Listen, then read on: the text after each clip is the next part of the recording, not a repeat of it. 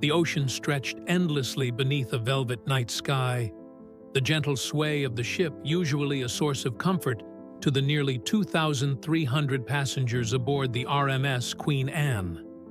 This was her maiden world voyage, and the luxurious cruise liner shimmered with promise, carving a path through the exotic waters between Darwin, Australia, and the bustling shores of Manila, Philippines. Elegant chandeliers glittered in the dining halls. Laughter danced from lounges to pool decks. For most, the Queen Anne was a floating dream, untethered from the world's chaos, until the announcement came. It started with a subtle dimming of lights in the hallways.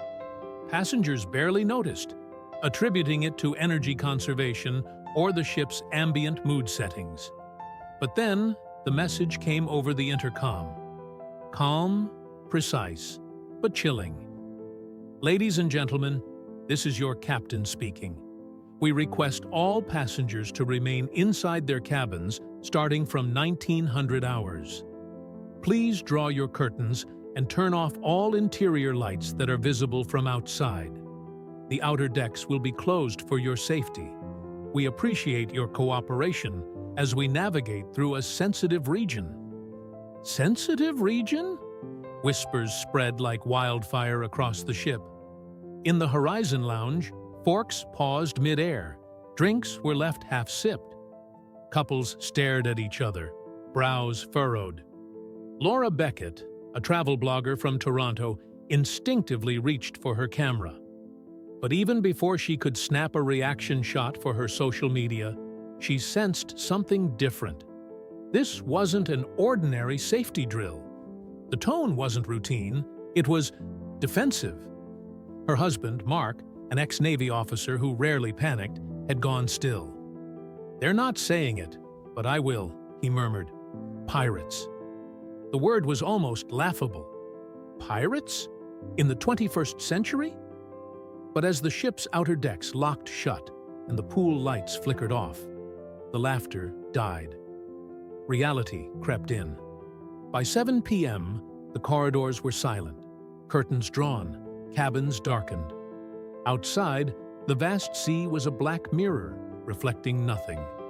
The ship, which had glowed like a lantern just hours ago, was now a shadow. And in that shadow, fear was born.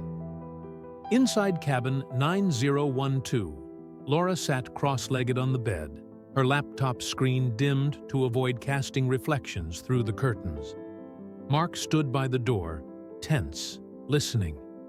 It had been over an hour since the captain's announcement, and the silence was unnerving. Then came the second announcement. This is a Level 2 security protocol. Please refrain from opening your curtains or using flash photography. All exterior-facing windows must remain obscured. Crew members will be conducting silent cabin checks. If assistance is needed, please use your in-room phone. Mark swore under his breath. That confirms it. We're in pirate-infested waters, likely near the Sulu Sea or the Celebes. Laura frowned. But wouldn't they just sail around it? Not always possible, he replied. Some parts are international waters, and pirates, real ones, know the schedules. They stalk these ships like sharks. Suddenly, a soft knock tapped their door. 3 times. Slow, deliberate. Mark tensed. "Stay behind me." He cracked the door open. A female crew member stood in the hallway wearing dark navy overalls and a red emergency lanyard. Her voice was no louder than a whisper. "Evening. Just a security check. Curtains closed, lights dimmed. Good. Please stay silent and report any unusual activity outside your window." Mark nodded, and she moved on. Laura stood now, her curiosity overpowering her nerves. She edged toward the window and gently peeled a fraction of the curtain away. The sight made her freeze. Out in the distance, barely discernible in the moonlight, was a small boat. No lights, no flag, just a shadow gliding silently over the waves. A speck compared to the cruise liner, but it moved with purpose. Then she saw a second one. "Mark," she whispered urgently. He joined her at the window and peered out. He cursed again, this time louder. The small crafts were circling. No, probing. Watching. Mark reached for the phone and called the bridge. No ringtone. The line was dead. A sudden jolt rocked the ship. Not enough to knock anything over, but enough to feel. Laura grabbed the windowsill. What was that? Mark's eyes were wide. They're testing us. A low hum filled the cabin, a sound so deep and unnatural it felt like it came from the walls. The ship had shifted course, the engines adjusting to a tighter, evasive path. Whatever the captain was doing, it was no longer about staying on schedule. It was about staying unseen. Down the hallway, someone screamed. Laura shot up. Mark moved first, cracking the door open just enough to peek. A man, shirtless, panicked, was running toward the staircase, chased by two crew members shouting, "Get back to your room! Sir, get back!" The man didn't listen.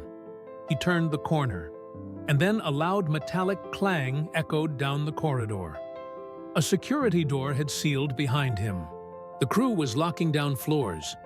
Laura felt her heart pounding. "We're not safe, are we?" Mark didn't answer immediately. Then he said, "It's not about being safe. It's about making the ship a hard target. Darkness buys us time. Silence keeps us hidden."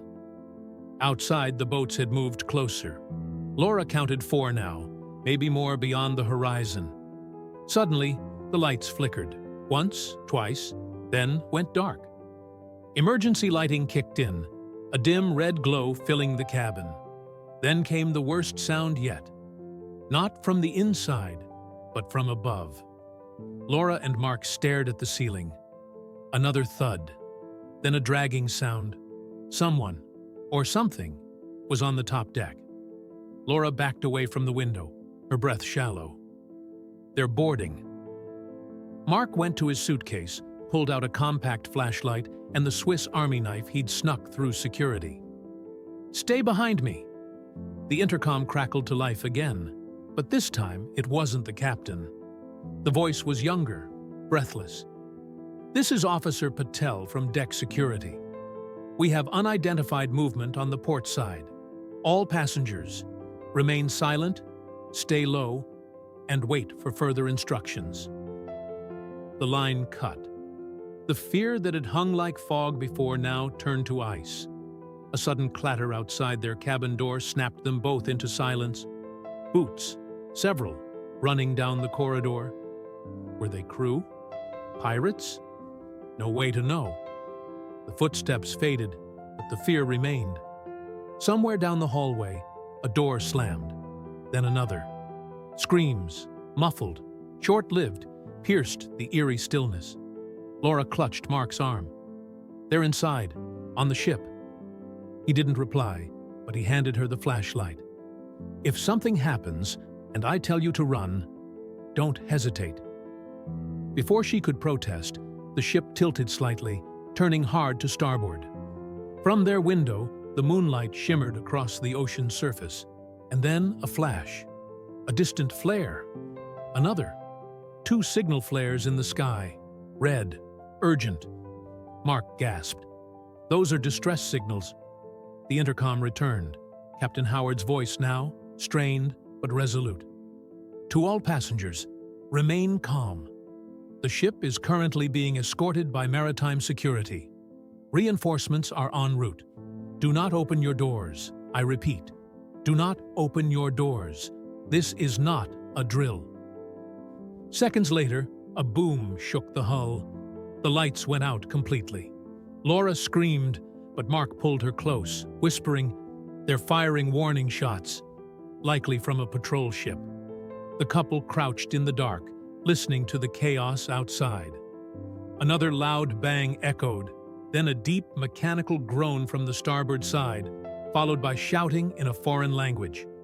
Angry, sharp, commands being screamed.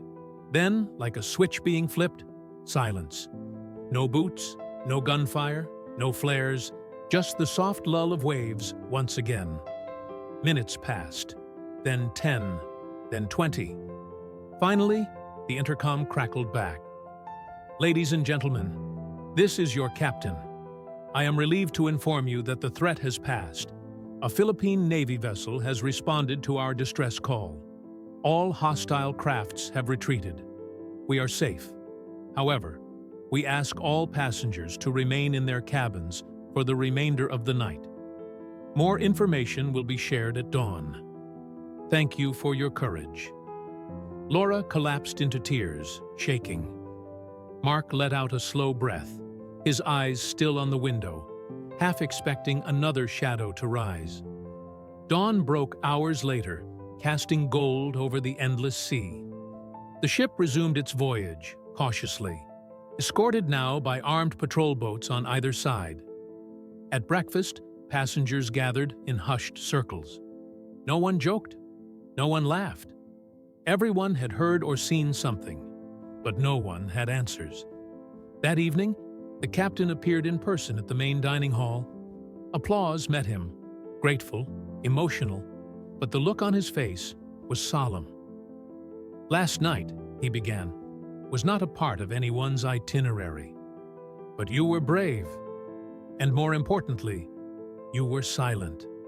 That saved lives. The threats we faced are real, but so is our commitment to your safety." He raised his glass, to peace and light.